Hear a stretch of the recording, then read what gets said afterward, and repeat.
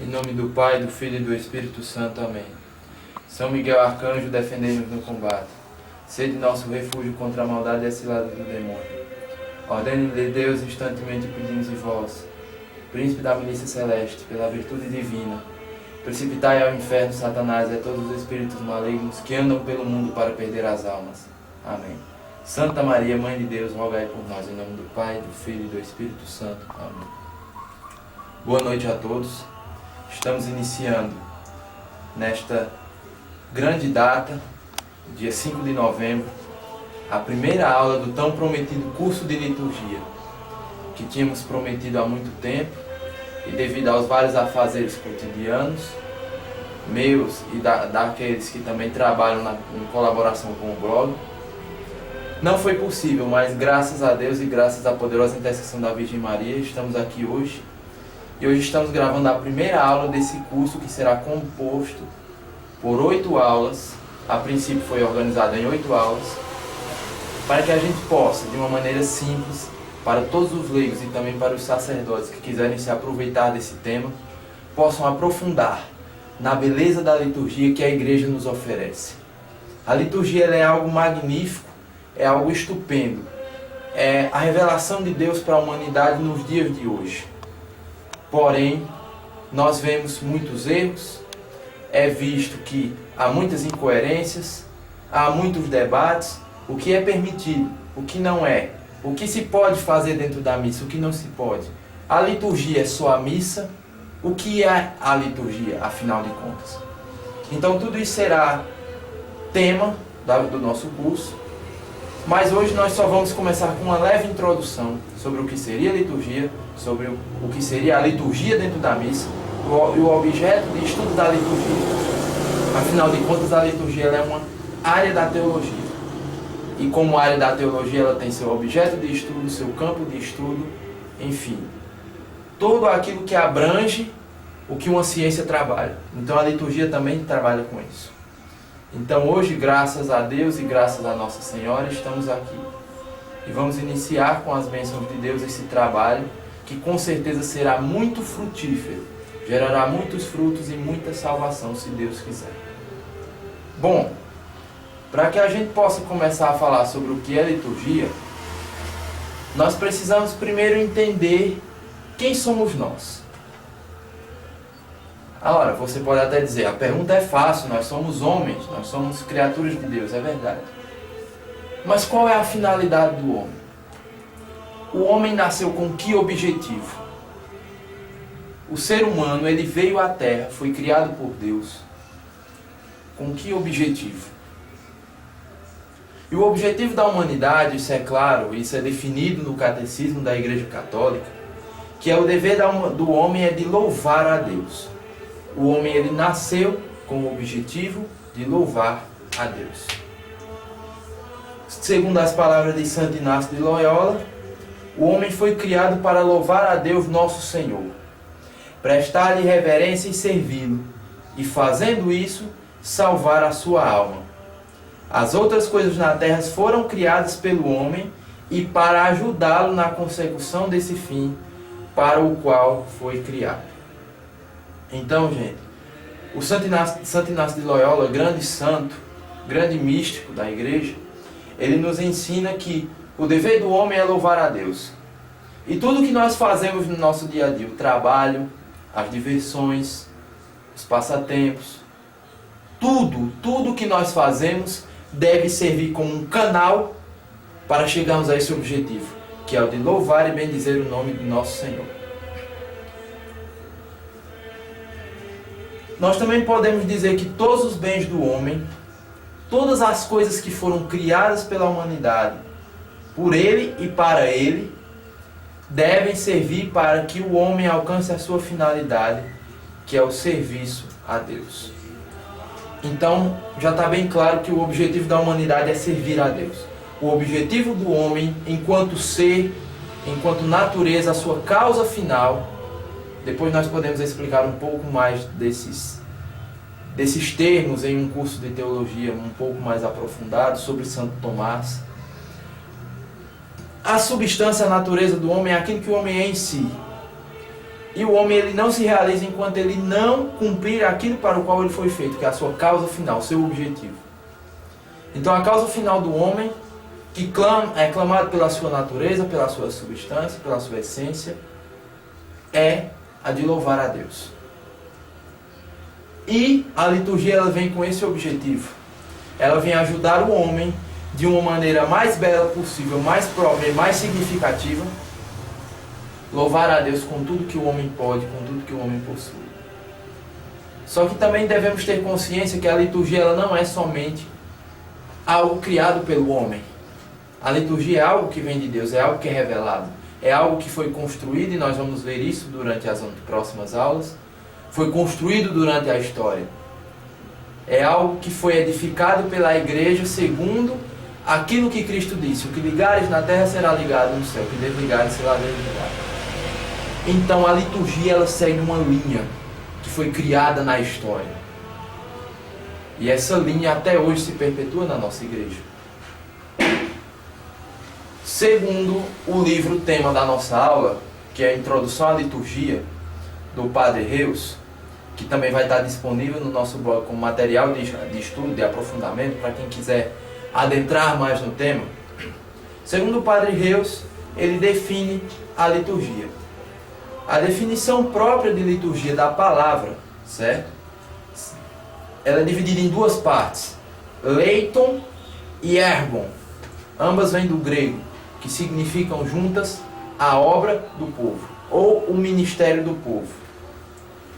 Ou seja, é qualquer ministério, etimologicamente falando, é qualquer ministério exercido em nome ou em favor da comunidade. Tudo que é exercido em nome, em favor da comunidade, nós podemos caracterizar como liturgia, segundo a definição própria da palavra. Porém, especificamente falando, segundo o Catecismo da Igreja Católica, segundo o Catecismo de São Pio X e todos os outros catecismos que aconteceram antes na história da Igreja, a definição de liturgia de maneira específica é uma só. A liturgia é o culto da Igreja. Ou seja, é aquele culto que a Igreja faz em honra a Deus. É o culto oficial. É aquele culto onde todos os fiéis eles fazem de maneira única e universal em todos os lugares do mundo, de maneira válida. Nós podemos rezar na nossa casa o terço, nós podemos rezar uma novena, mas isso são apenas devoções. O culto oficial da igreja, reconhecido pela igreja como culto próprio, é a liturgia. A liturgia como um todo. Isso envolve a Santa Missa, liturgia das horas, calendário litúrgico, tudo isso é o culto da igreja. Certo? Além disso, esse culto ele tem algumas características. Ele se caracteriza como sendo social, pois é algo que acontece com toda a comunidade. Ele é algo que é público, ele não é algo para ser reservado, com algumas ressalvas que nós vamos ver mais adiante. Ele é algo que é prescrito, ou seja, ele deve ser seguido uma linha que foi escrita pela igreja e a sua oficialidade. Então, não adianta a gente tentar construir um culto, construir algo e dizer que isso é a liturgia, que não é. A liturgia da igreja é aquilo que está prescrito e é oficial nos livros litúrgicos, no lecionário, no breviário, no missal, no ordinário, enfim, todos eles. Aquilo é o culto oficial da igreja. A grande pergunta é: onde se originou a liturgia? Se nós temos liturgia hoje, isso significa que ela surgiu em algum dado momento histórico, em algum ponto. Em algum momento na história surgiu a primeira celebração litúrgica. Onde surgiu? As suas partes essenciais surgiram com Jesus Cristo na Santa Ceia. Jesus Cristo, na véspera da sua morte, ele fez a parte essencial da liturgia, quando ele repartiu o pão entre os apóstolos, dividiu o cálice entre eles, disse: este é o meu corpo, este é o meu sangue. Esta foi a parte essencial da liturgia que foi implantada pela primeira vez no seio da igreja. Dentre elas nós podemos destacar a liturgia eucarística, que foi formada na Santa Ceia, o Pai Nosso, que também foi ensinado por Nosso Senhor, e a essencialidade de todos os sacramentos foram ensinados por Jesus Cristo. Isso está especificado nas diversas partes da Sagrada Escritura. Isso nós podemos nos aprofundar mais à frente, mas no momento só nos cabe saber isso. Foi Jesus Cristo, de maneira particular e essencial na Santa Ceia, e em suas pregações, em seus ensinamentos e em seus atos públicos, que foram instituídos os sacramentos, a liturgia eucarística e o Pai Nosso. De maneira especial, a liturgia eucarística. As outras partes da liturgia, como hoje nós temos a liturgia da palavra, que algum tempo atrás não tinha, como sempre se teve o ato penitencial, o glória a Deus nas alturas, essas outras partes foram incluídas pela Santa Igreja em determinados momentos. Em alguns pontos de maneira mais simples, em outros de maneira mais majestosa. E você pode perguntar, Lucas, mas não é um culto oficial, não é um culto único? Como é possível que isso possa ser mudado? Devido àquela passagem de Mateus 16, versículo 19. O que ligares na terra será ligado no céu. A liturgia ela não pode perder a sua essencialidade, a sua natureza própria. Porém, alguns pontos, alguns pequenos detalhes, eles podem ser alterados. E isso é dado pelo poder da igreja. Se isso é bom ou se isso é ruim, se isso é melhor para o povo, se é melhor para o padre ou se é pior, isso nós vamos falar mais à frente. Porém, já quero dizer, já de passagem, tem alguns blogs na internet que repudiam a missa tridentina, a missa antiga, já tem outros que repudiam a missa de Paulo VI, não gosto de dizer missa antiga e missa nova, como se parecesse algo bom que surgiu e algo ruim o que foi. Mas já quero deixar a ressalva que ambos foram instituídos pela igreja, então são oficiais, são perfeitamente válidos. São perfeitamente válidos. Alguns desconsideram a liturgia antiga, outros desconsideram a liturgia nova e fazem um rompimento. Rompimento, quem faz são protestantes e não católicos. O católico ele deve abraçar a fé, simplesmente. Agora, se algumas coisas são bons ou ruins para a espiritualidade da igreja como um todo, isso nós falaremos mais à frente. Mas o culto oficial ele é perfeitamente válido. Os objetos da liturgia, ou seja, o que é que a liturgia ela aborda no seu cerne? O objeto de uma área científica é aquilo que ela estuda, é aquilo que ela trabalha. Então a liturgia ela aborda, em primeiro aspecto, aquilo que se faz presente na liturgia de maneira mais significativa é Deus na Santíssima Trindade. Essa é a essência da liturgia. É tanto que a missa se inicia com em nome do Pai, do Filho e do Espírito Santo e se termina também em nome do Pai, do Filho e do Espírito Santo. Toda a oração eucarística ela é voltada para a Santíssima Trindade. O ato penitencial, enfim, toda a missa. É claro, dentro dela nós vamos ter também veneração aos santos, veneração à Virgem Maria. Porém, a essencialidade da missa do culto é voltada para a Santíssima Trindade. Os objetos secundários, ou seja, aquilo que é não adorado, porque a adoração dentro da missa é unicamente dada a Jesus Cristo, ao Espírito Santo e a Deus Pai. Deus na Santíssima Trindade. Porém, os cultos secundários, eles existem dentro da missa, e são os cultos aos santos, e de maneira particular e especial à Virgem Maria. É o que nós chamamos dos cultos de idolia, os cultos de veneração. Porque existem dois cultos dentro da igreja, o culto de idolia e o culto de latria. O de latria é unicamente dado a Deus, por se caracterizar como culto de adoração. Mas o de idolia é o culto de veneração, que é dado aos santos e de maneira particular à Virgem Maria. Outro objeto secundário que também se engloba dentro da Santa Liturgia são os objetos sagrados que nós vemos. As imagens, as relíquias, certo? E certos atos do sacerdote, como por exemplo, o beijo evangeliário, o beijo ao altar, a inclinação diante do altar. Tudo isso também são objetos da liturgia, objetos secundários.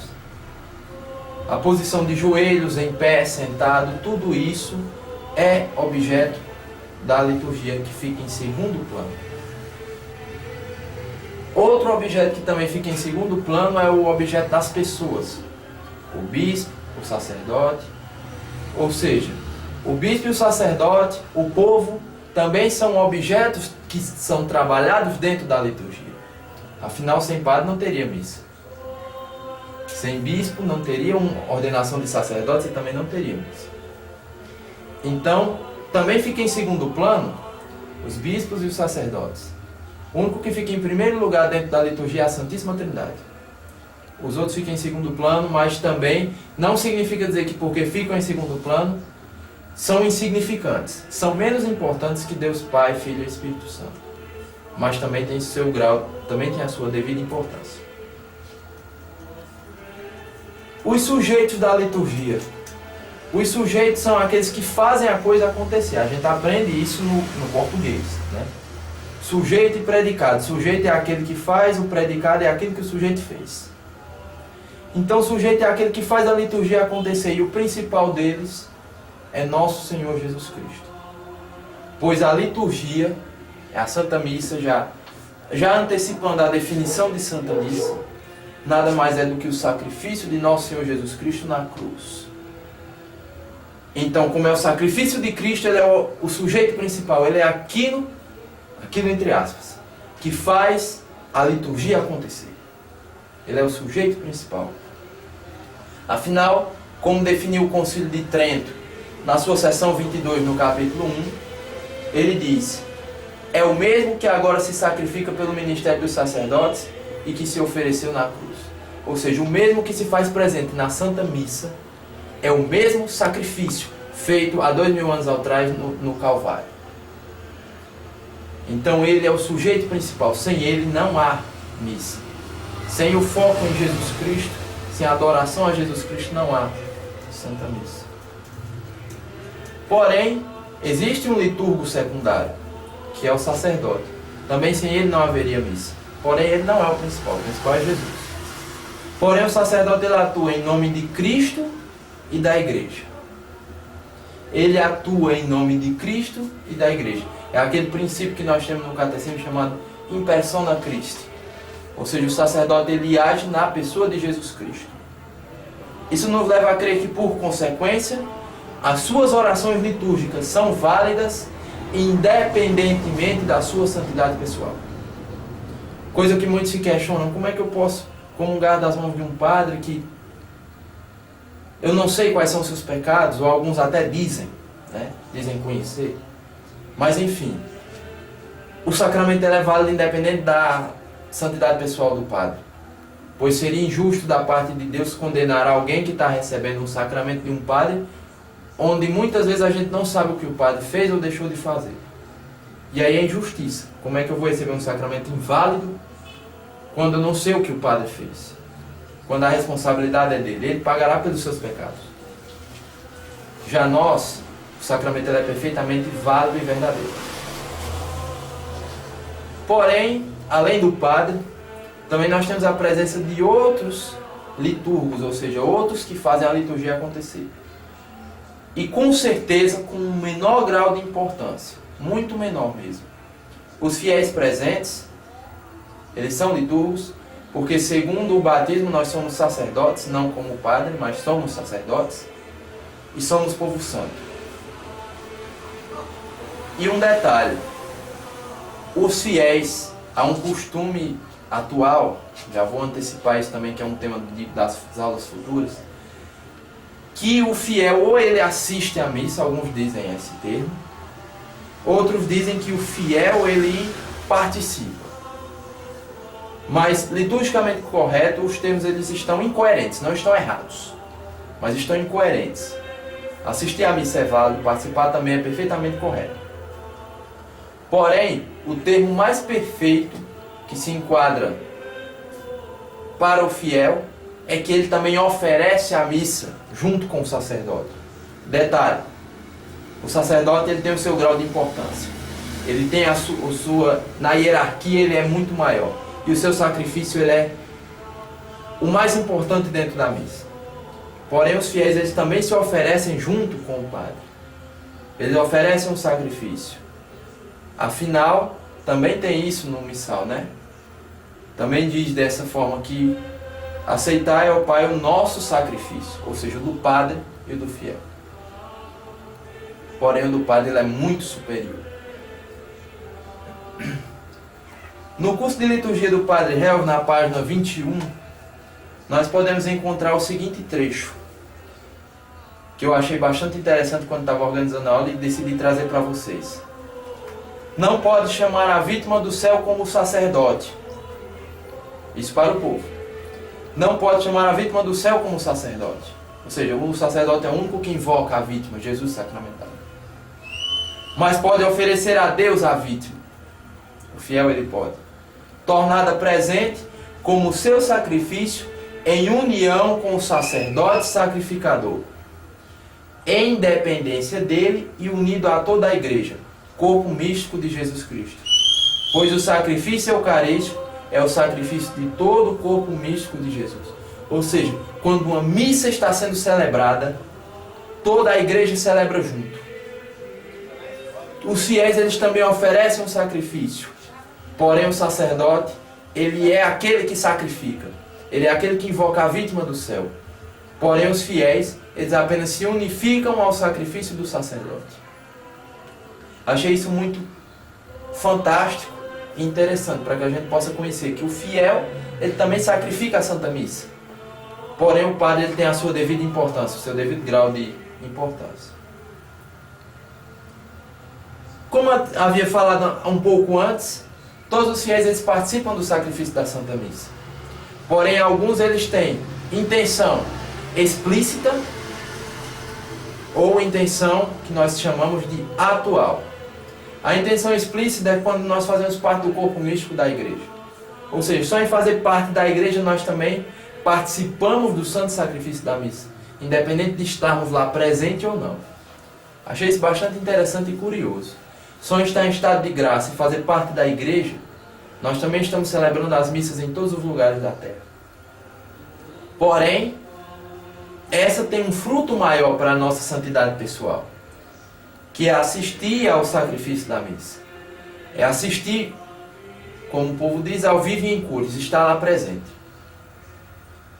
E com um detalhe, quanto maior for a atenção, a devoção, na hora do sacrifício, maior será o fruto gerado em nós. Que frutos são esses? As virtudes, a santidade. Castidade, temperança, benevolência, entre todas as outras virtudes. Quanto maior a devoção, a atenção à Santa Missa, maior são os frutos que são gerados para a nossa santidade pessoal. E um detalhe bem curioso: se nós participarmos de maneira efetiva dentro da missa, como coroinha, como acólito, como leitor ou como cantor, maior ainda é o fruto da mesma em nós, para a nossa santidade. Então, quanto mais ativo dentro da liturgia eu for, entendam a colocação. Quanto mais ativo não significa que eu tenho que fazer algazarra dentro da igreja. Que depois, mais à frente, nós vamos detalhar com bastante cuidado o que são essas algazarras que se fazem hoje. Mas quanto maior for a minha atenção, minha participação, minha devoção na hora da Santa Missa, maior o fruto. E quanto mais eu participar, como leitor ou como cantor, maior será o fruto, maior ainda.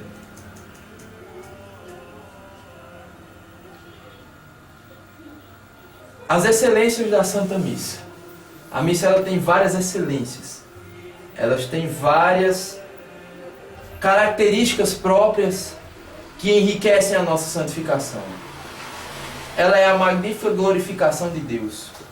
Nós podemos rezar, mas nenhuma oração nossa glorifica tanto a Deus quanto a Santa Missa. Ela é a fonte da fé católica. É a partir dela que toda a fé foi desenvolvida. Isso nós vamos ver também mais à frente. Ela é meio de santificação. É através da missa que nós podemos nos tornar cada vez mais santos. Não é à toa que São Pio X ele recomendava a missa diária. E a missa diária, segundo São Pio X, nos dava cada vez mais um coração virtuoso e uma vida devota. E além disso, a excelência que eu acho, minha opinião, que eu acho a mais magnífica. A missa é a escola de todas as virtudes. Ela nos ensina como viver de maneira virtuosa. como deixar o vício, ou seja, como deixar o pecado. Isso é fantástico, isso é maravilhoso para todos aqueles que querem ter uma vida de virtude.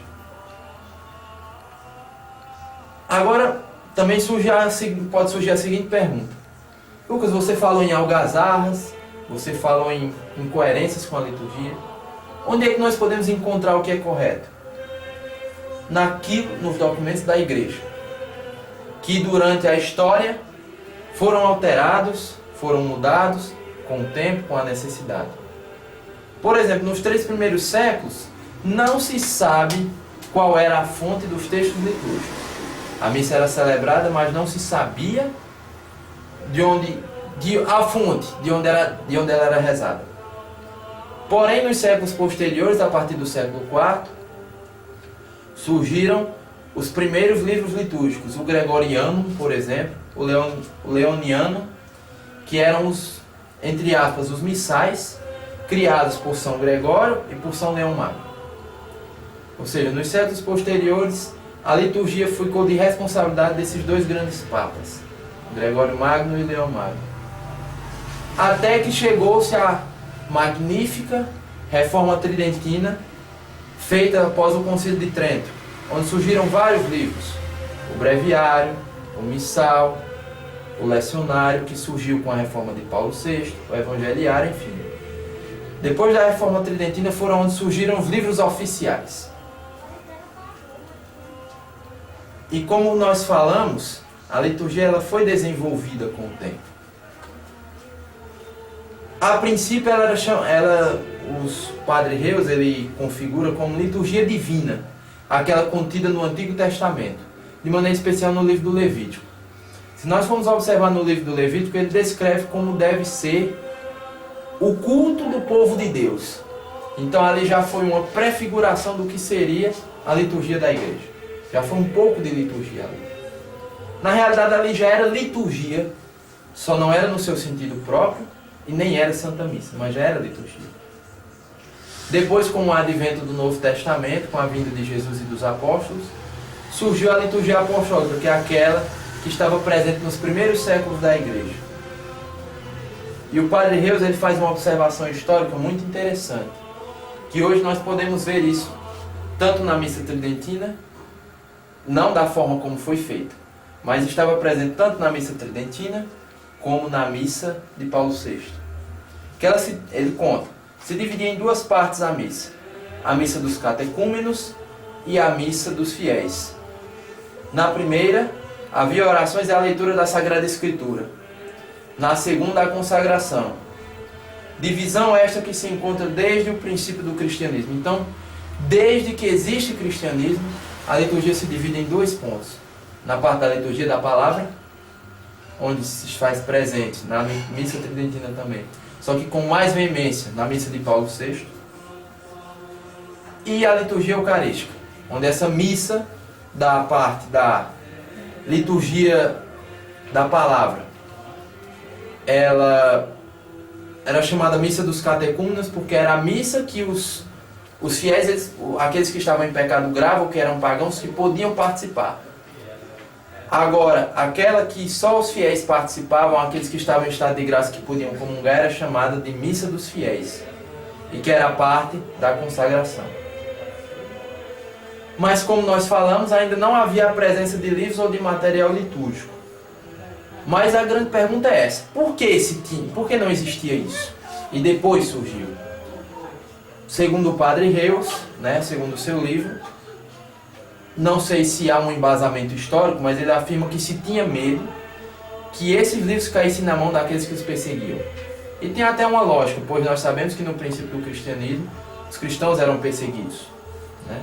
Então tinha-se medo de que esses livros caíssem na mão daqueles que o perseguiam. E talvez fosse cometido algum sacrilégio, alguma coisa do tipo. Mas com o tempo surgiram várias liturgias. No Oriente surgiu a liturgia de São Tiago, a liturgia de Santo Inácio de Antioquia, chamada Antioquena, a Jacobítica, dentre várias outras. E no Ocidente, isso no Oriente, no Ocidente surgiu a princípio a Gálica, onde surgiu ali na região do país de Gales, a Ambrosiana, instituída por Santo Ambrósio, A romana, que se dividiu em duas partes, a meio fixa e a toda fixa, a generalizada, e depois do Concílio de Trento, aquela que foi chamada liturgia única. Nós não vamos nos deter nessas outras liturgias antigas. Nós vamos nos deter de maneira particular em dois pontos. Na liturgia chamada liturgia tridentina e a liturgia de Paulo VI, que é celebrada atualmente, e a liturgia tridentina que foi, podemos dizer que ressuscitada com o Papa Bento XVI. A grande pergunta que pode surgir é por que o Papa fez essa ressurreição, né? Esse retorno ao passado, como muitos falam. Isso nós vamos ver nas próximas aulas, de maneira particular, onde na próxima aula não consegui ter acesso ao livro todo, mas na próxima aula, Deus sabe quando será gravada, espero que em breve. Mas nós vamos tratar na próxima aula exatamente, quem vai nos falar sobre isso é exatamente o próprio Papa Bento XVI. Como havia dito, não conseguiu o seu livro todo, mas o que consegui já nos dá um grande embasamento, que é o seu livro chamado Introdução ao Espírito da Liturgia, onde ele vai explicar qual é a essência da liturgia, porque nós vimos o que é a liturgia, mas qual é o seu espírito? Qual é a sua natureza no mais profundo da sua essência da liturgia? Então quem vai nos explicar isso é um dos grandes cérebros da humanidade e um dos maiores papas, na minha mera e humilde opinião, um dos maiores papas que nós já tivemos de muitos tempos para cá. O Papa Bento XVI ele vai nos explicar qual é o verdadeiro espírito da liturgia, como nós devemos celebrar a missa. E como foi colocado na página no Facebook, também divulgado por mim na mesma rede social, nós colocamos toda a estrutura do curso, onde nós vamos falar, a princípio, essa primeira aula sobre o que é a liturgia, a sua natureza. Depois nós vamos ter a aula sobre o espírito da liturgia. Depois sobre o que é o sacrifício da Santa Missa. E depois vamos tratar de dois documentos bastante importantes. O Sacrosanto Concílio, do Concílio Vaticano II, que gera muitas polêmicas entre tradicionalistas e modernistas. O documento Summorum Pontificum, qual é o seu objetivo, o que é que o Papa Bento XVI quis com esse moto próprio. E depois disso iremos abordar as duas missas, que creio eu, as duas missas não. Me desculpe, esse termo é incoerente. A missa ela é única, o rito ele é único. Porém, ela é celebrada nas suas duas formas. A missa na forma extraordinária do rito tridentino e a missa na forma ordinária de Paulo VI. Que acredito eu que nós vamos precisar de mais de uma aula para falar de cada uma delas. E para encerrar todo o curso, não existem somente essas liturgias. Como nós falamos, existiram várias. E essas outras várias nós vamos falar na última aula de maneira bem geral sobre cada uma. De maneira especial sobre a liturgia bizantina, que ainda é celebrada pela Igreja Ortodoxa, que tem uma profunda ligação com a católica.